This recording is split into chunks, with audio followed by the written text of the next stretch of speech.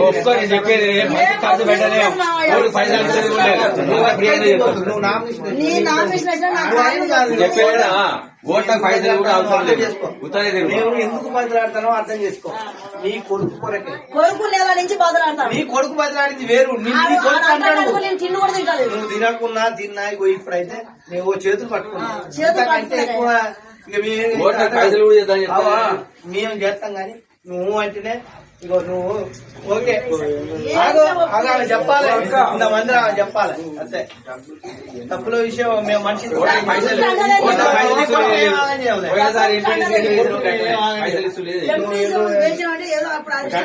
అన్ని గట్టిగా ఉంటాయి. ఇప్పుడు కూడా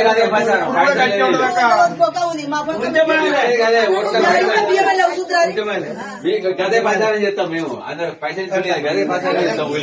మరి మీకేం లేకపోతే మేము ఉన్నామమ్మా.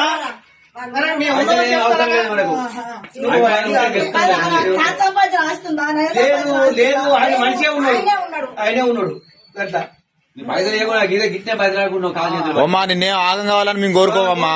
అర్థమైందా? మా సాధ్యమైనంత మేము కూడా పోరాడతాం. మంది నా మనం అందుకో ఇల్లు ఇట్లా కాలు పట్టుకుని వేయించుకుంటాం. నీ కొడుకు